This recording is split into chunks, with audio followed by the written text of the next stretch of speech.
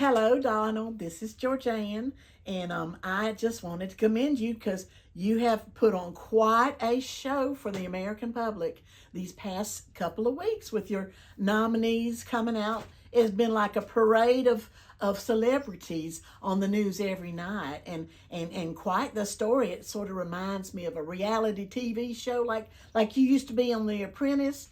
And you say like you're fired, but instead you're like getting some other people to say you're fired. And maybe you knew Matt Gaetz wasn't going to make it through, but he was a good one to put out for the public to see. And it's been kind of a wonderful distraction. We've got Matt Gaetz, and he's already out. Now, it's like a parade of perverts almost so far. And I can't imagine what the rest of the world is thinking right now, but I'm kind of wondering what Americans are thinking. But anyway, we've had Matt Gaetz and Hedgeforth or whatever, the one who assaulted women and has a drinking problem, and he might head up the Defense Department. I'm sure all our enemies are thrilled with that because, we need efficiency and we need competency. But that's not really what we're focusing on right now, are we? With like RFK running up, going to be doing the Health and Human Services. Well, I guess we can welcome back a comeback for polio, right?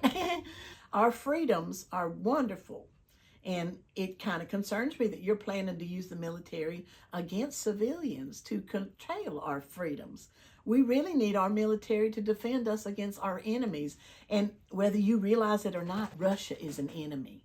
But anyway, and I'm quite concerned that your parade of nominees that's playing on the TV every night, kind of like throwing out a squirrel for dogs to follow, and the ABC and NBC and CBS, they're like, here's the latest cabinet pick. Here's the latest cabinet pick. And look, oh, by the way, I'm wearing my USA Olympic t-shirt. And Team America, I'm on Team America. And I'm also wearing my nice jacket that you get when you make a donation to the Team America team.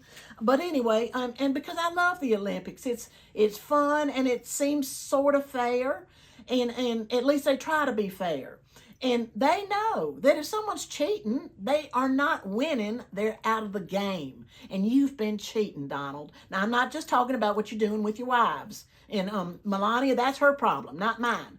But this is my country. Lady Liberty is my favorite lady. And you've been cheating on her. And but and we saw it. We saw it in the very beginning. Even before you won the first time, you were like, Russia, if you're listening, if you can find Hillary's missing emails, what were you thinking? What were you thinking? Going to an enemy country. Well, I know you might be indebted to them already. Maybe they gave you a loan or something. Maybe that's why you didn't want to talk about your income taxes. Maybe you didn't want to show where you're getting your money if you had the money. But anyway, it started out that early, and the Russians had Facebook bots and people pretending to be Atlanta Georgians. They had like 200 folks at least that they could find that were really Russians, pretending to be Atlantans, influencing the public discourse of. And if that happened in Atlanta, imagine over all the whole world. And then the Russians paid hundreds of $1,000s to American influencers, podcasters, and things like that to promote your position. And you're so close to Elon, but I heard that some of the investors in Twitter, which is now X, which is now your big promotion thing, I heard that's a Russian oligarch family too. So, they have a lot of reasons to want you to win because it gives them an in into the country that they couldn't easily get otherwise, and I suspect they may be suggesting these appointments for you of people that might destroy the very agencies they are appointed to administer. And I also noticed that I really suspected even during January 6th when we almost saw our country just be destroyed by your actions. No one knows what you were doing for hours and hours. I suspect you might have been on the phone for Putin. And I figured that Putin has got all of his folks in Mar-a-Lago with their bugs, and they know everything you're doing. And I understand that you don't want to go against Putin. I mean, look at what happened to Navalny. Look at what happened to the Russian ballet dancer. And look at what happened to Well, just about anybody who seems to go, they don't play by the same rules as we do. I mean, I think everybody figures Jeffrey Epstein didn't really commit suicide when he was supposedly under 24-hour watch by these guards. Did they just walk away and just, whoop, well, anyway, he's not talking about anything now. But if he were alive, you'd probably put him in a cabinet position like Secretary of Education or something to give him easier access. I don't know. But this seems to be the trend. And the one of the more concerning things on election day, the very day we were voting for our president, there were at least 12, if not more, Russian bomb threats that closed down Democratic-leaning polling places in Atlanta, Georgia. And, you know, they said, okay, and some of them we stayed open a little bit later. But they know that those people who vote in those polling places can't get off after work and during work or take the MARTA bus here and there or pay for an Uber here and there. Just that was enough to sway the election. Just that. And if you multiply it by 50 cities, you didn't win by much, Donald. But I kind of had a concern about this a long time ago. You know, before you ran the first time and I went up to Atlantic City and I wanted to see the Trump Taj Mahal because I'd heard about it and I knew that you were getting in the race and I thought, well, let me see what kind of work he does. Well, the Trump Taj Mahal, a big old casino that everybody invested in, it was already closed. And the only person working there was a security guard trying to keep people off the grounds. And it was about to get imploded.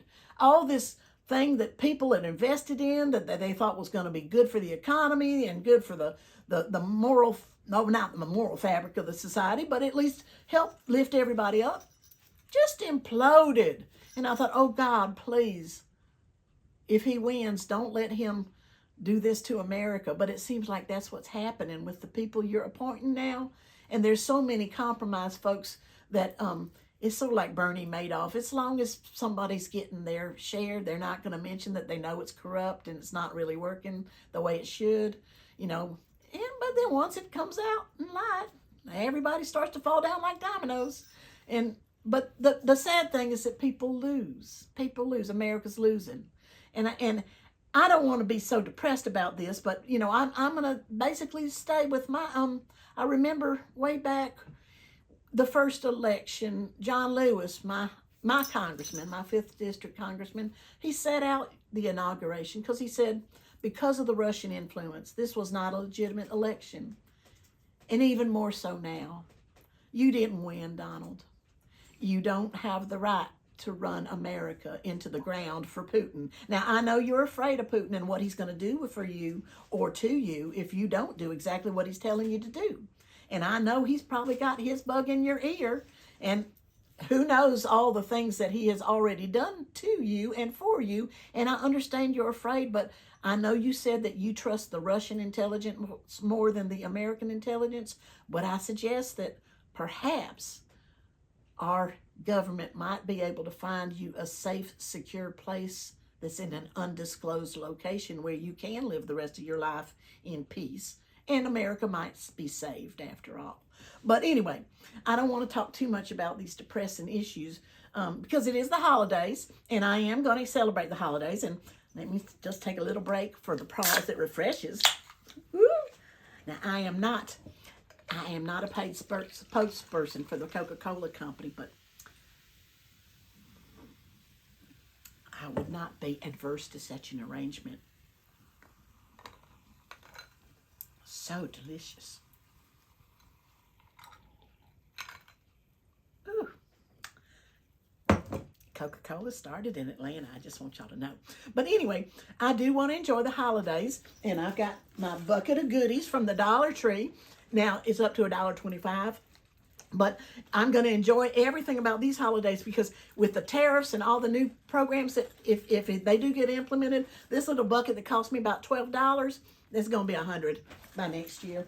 And I got wonderful poinsettias from the Home Depot at the Black Friday sale, and I know they're going to go up because if you deport all the Hispanics and folks who are working for low wages here, and you spend all that money to get our military diverted from protecting us into moving those folks out, you may as well see inflation go through the roof. And people are going to be losing their houses and losing their dinners and losing their health care. Well, we already know that's a given, with RFK. But anyway, it's unfortunate. But anyway, I don't want to think too much about that, Donald. I'm enjoying the holidays. I'm enjoying my Coca-Cola, and I did write a little song just to try to express myself more clearly. So here you are. Let me share it with you. Oh, Donald Trump, you should be in jail, 'cause you asked Russians to hack into our email and then pretend like you think there's no case at all, because your conscience is as bankrupt as your Taj Mahal. A year or two ago, or 9, you got into the race, and every time we turned the TV on, we saw your face saying, "Lock her up, and we will build a wall," and acting like the Mexicans are paying for it all. Oh, Donald Trump, I don't trust you a bit, 'cause you're a liar and a cheater, and you're full of shit, you know it. Oh, shh. Oh, Donald Trump, I don't trust you a bit, 'cause you're a liar and a cheater, and you're full of shh. You know it. Donald Trump, I hope you rotten. Donald Trump, I hope you like yourself, where you can spend your final days before you rot in. Hello, Vladimir, you really made a coup. You got the U.S. president working hard for you, and all his cabinet is also right on course, rolling into Washington like a Trojan horse. Oh, Vladimir Putin, dear, what a stroke of luck. You found the perfect puppet to knock us down and fool us, tearing up our health care and everything we love. You and Donald Trump fit like a hand in glove. Oh, Donald Trump, I know you're horrified, because if you cross Putin, your Christmas goose is fried. And you might die like Jeffrey Epstein. We still don't know how. But one thing is for certain, he's not talking now. Oh, Donald Trump, you got a good excuse. Put that diagnosis of dementia to good use. You can say that all along you didn't have a clue, and I think most Americans would likely say that's true. Well, okay, Donald, I hope you can find a nice, secure, safe place quickly, and that we will save our country, save Lady Liberty, stop the ones who want to molest and assault her, and including the Russian ones and the ones here. And anyway, but I do want to wish you some happy holidays. Enjoy them while you can. Lots of love to you. With my goodies, Georgianne.